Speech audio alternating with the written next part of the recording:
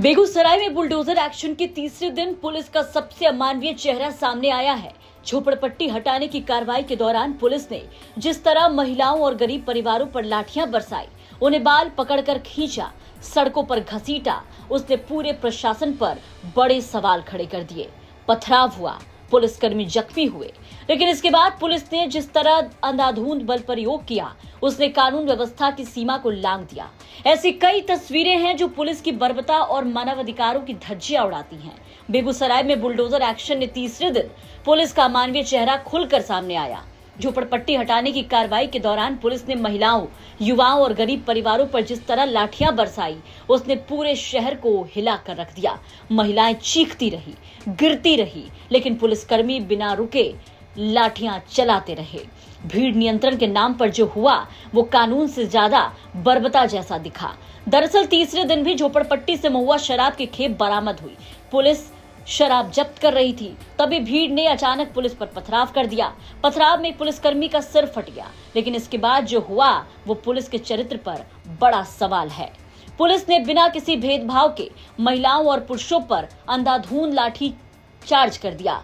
युवकों को पकड़कर सड़क पर गिराया गया, कईयों को जमीन पर घसीटते हुए देखा गया। स्थिति इतनी बिगड़ी कि अतिक्रमणकारियों और पुलिस के बीच जोरदार हाथापाई हुई। कई लोग गिरते पड़ते हुए नजर आए। पुलिस ने मानो आज ठान लिया हो कि अमानवीयता के सभी मानदंड को तोड़ देना है।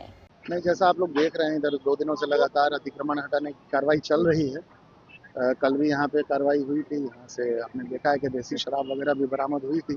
बहुत तरह के जो इश्यूज यहाँ पे रहा करते थे, छिनतई का प्रॉब्लम था, अतिक्रमण होने की वजह से रोड एकदम पतली हो गई थी, एम्बुलेंसेस वगैरह को जाने में दिक्कत हो रही थी, मरीजों को बहुत परेशानी हो रही थी, पुल के निर्माण में बाधा आ रही थी। ये सारे प्रॉब्लम्स को देखते हुए लगातार इधर ड्राइव चलाया जा रहा है। पिछले 2 दिनों से लगातार चल रहा था, आज भी चल रहा है और ये आगे भी ये ड्राइव चलेगा। तो इसलिए हम लोग इस पे लगे हुए हैं। पूरे जिला प्रशासन की टीम यहाँ लगी हुई है। एसडीओ, एसडीपी और हैं यहाँ पर, खुद ही लीड कर रहे हैं चीज़ों। रोड के उस तरफ भी आपने देखा होगा कि जितना भी जो अतिक्रमित भूमि जो थी, जो डॉक्टर्स की या जिसकी भी थी, वो सारा क्लियर कराया जा रहा है। ये चलता रहेगा। अतिक्रमण की आड़ में अवैध कारोबार भी फल फूल रहा है। हाँ बिल्कुल, आपने देखा था, आज भी आपने देखा होगा, और यहाँ से जब्त भी किया गया है। यहाँ से देसी शराब जो है काफ़ी मात्रा में जब्त हुई है। उसकी वजह से यहाँ पे लॉ एंड ऑर्डर और सोशल प्रॉब्लम भी डेवलप हो रहा था। कई दिनों से इसकी शिकायत भी आ रही थी। ये सारी कार्रवाई जो है वो इंटर रिलेटेड है और लगातार जिला प्रशासन की कार्रवाई चलेगी। सरकार स्मार्ट सिटी की भी बात करती है, तो क्या इसे मुक्त कराए गए? जो मुक्त कराई हुई भूमि है उसको हम लोग कुछ प्लान करके, और यहाँ पे रेलवे का है, NHAI का है और स्टेट का है, तीनों से हम लोग बात करके कोऑर्डिनेट करके इसको डेवलप करने का काम करेंगे। अधिकारियों की माने तो कार्रवाई 3 दिनों से चल रही है। झोपड़पट्टी की आड़ में अवैध शराब का कारोबार हो रहा है। अतिक्रमण को पूरी तरह हटाया जाएगा। नगर आयुक्त का दावा है कि अवैध कारोबार के कारण कार्रवाई जरूरी है, लेकिन पुलिस के तरीके सवालों के घेरे में है। क्या कानून व्यवस्था बनाए रखने के नाम पर इस तरह से पिटाई कहां तक जायज है? ये जो क्षेत्र है वो कई तरह के अपराध का संस्थली भी बन चुका था, और जैसे जैसे अतिक्रमण का कार्य आगे बढ़ रहा है, देसी शराब के बनाने के, छिपाने के अड्डों का पता चल रहा है।